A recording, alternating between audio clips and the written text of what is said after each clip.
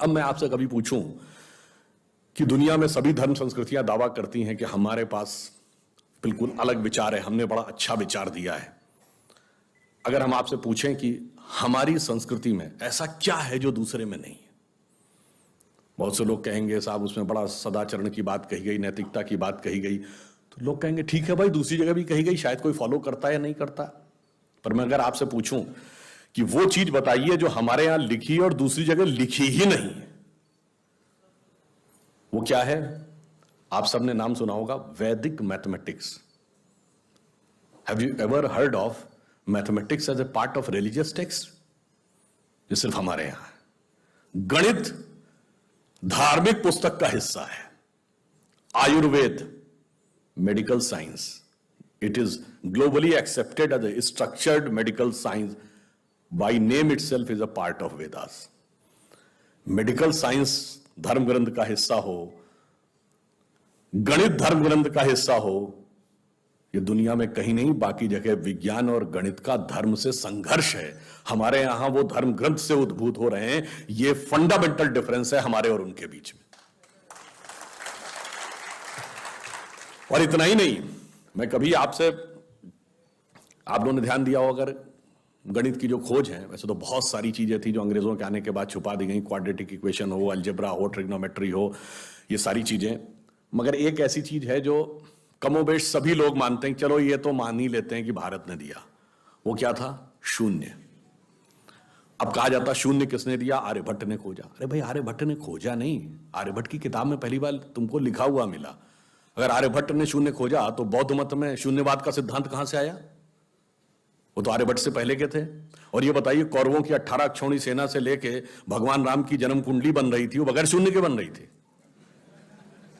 वास्तविकता यह है कि शून्य वेदों से निकला, और वो इस बात को स्वीकार करने को तैयार नहीं होते थे कि धर्म ग्रंथ से निकलता है। इसलिए उनको छटपटाहट थी, इसलिए वो कहने का प्रयास करते हैं किसी और ने निकाला था। और समस्या क्या है?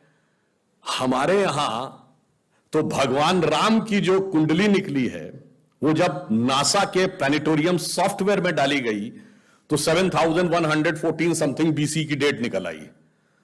अब बताइए, वैसे तो मैं नहीं मानता कि वो डेट सही है, उसके अंदर नक्षत्रों का कैलकुलेशन किया जाए तो बहुत पीछे आएगा, परंतु बताइए, उन लोगों ने हमको समझा दिया कि हम अवैज्ञानिक हैं और हम अंधविश्वासी हैं, जिनमें किसी एक के यहां लिखा है कि धरती चपटी है और एक के में लिखा धरती के चारों तरफ सूरज घूमता है। और ऐसे महान ज्ञानदेव पाड़े लोगों ने हम लोगों को समझा दिया कि हम अनसाइंटिफिक थे और धरती को चपटी और धरती को इस सौरमंडल का केंद्र कहने वाले लोग वैज्ञानिक थे।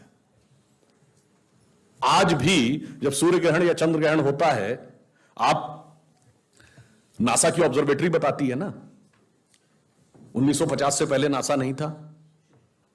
आप जाके पूछिए, गांव में कोने में बैठे हुए किसी पंडित से कहिए, पंडित जी पंचांग में देख के बताओ सूर्य ग्रहण कब है।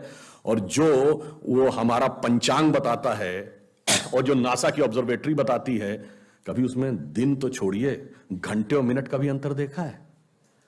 हमारा तो कैलकुलेशन 5500 साल से एज इट इज चला रहा है, और उसके बाद उन्होंने हमें बताया कि हम अवैज्ञानिक हैं।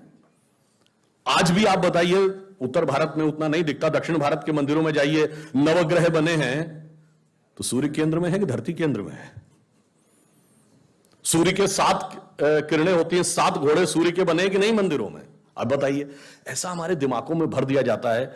हम सब ने, हम लोगों ने भी विज्ञान में पढ़ा कि सबसे पहले 9 ग्रहों की खोज किसने की? केपलर ने। Kepler's law of planetary motion.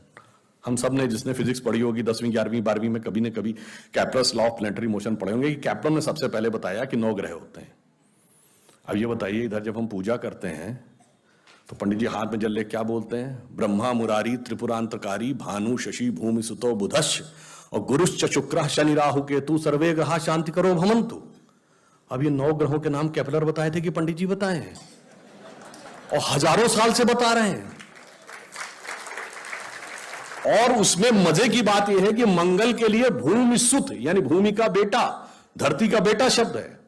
या अब जाके साइंस ने यह कन्फर्म किया है कुछ समय पहले कि एक थ्योरी है कि कभी एक जमाने में बहुत बड़ा एस्टेरॉयड टकराया था कि धरती से, और धरती का एक टुकड़ा अलग हो गया था, वही टुकड़ा बाद में मंगल बन गया। और भूमि सुत हमारे यहां लिखा हुआ, मंगल के पर्यायवाची में भूमि नंदन भूमि सुत जैसे शब्द हैं। अब आप देखिए क्या वैज्ञानिकता है और कैसे उसको इसमें सम्मिलित किया गया। मैंने क्यों बताया, हमारे यहां विज्ञान और धर्म इस कदर एक मत है कि ये उनकी बुद्धि परप्लेक्स हो जाती है कि